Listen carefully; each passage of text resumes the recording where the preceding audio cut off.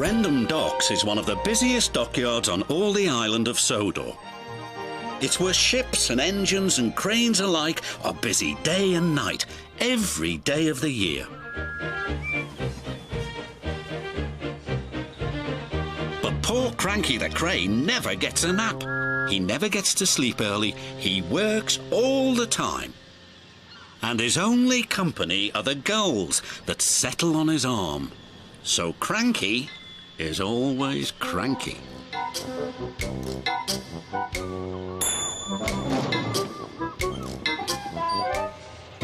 "Ahoy there, Cranky!" cried Salty.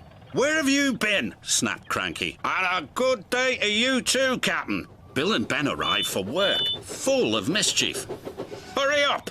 barked Cranky. "I haven't got all day." "You're no fun," grumbled Bill. "You wouldn't be fun if you were stuck up here," snapped Cranky. "So that's why you're cranky," said Bill. "You're lonely," said Ben. "I'm not," Cranky cranked. "So it's company you be needin'," said Salty. "Reminds me of a lonely old Grand Banks lighthouse keeper." "Not another one of your stories," cried Cranky. "Oh, please, Salty," they chimed. "We haven't heard it." "'Twas in the middle of a wee naughty storm," Salty began, "the likes of which you see once in a lifetime." This made Cranky very cranky. So cranky that he swung his arm around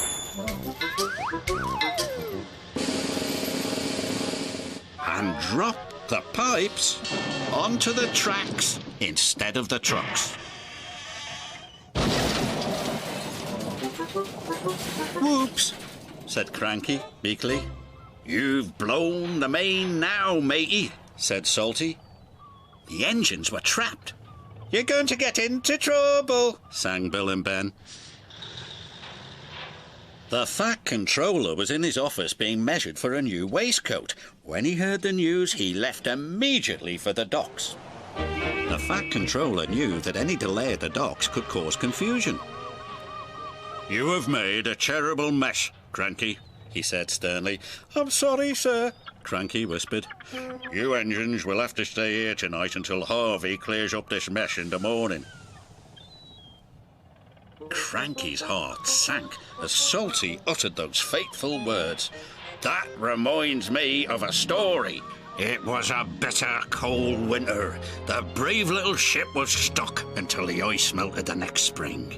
He barely made it round the Cape. After 100 scary days at sea without a scratch, he sailed into port and crashed his bow, not 15 feet from my buffers. Luckily, no one was hurt." "Except my ears," wailed Cranky.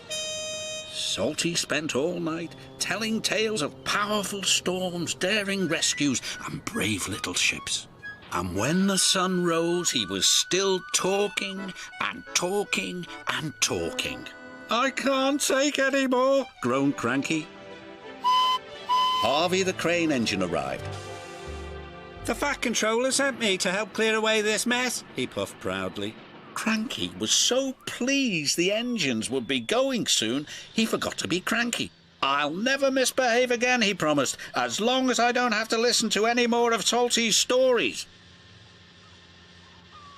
And after Harvey and the workmen had cleared the wreckage, Cranky worked hard all day.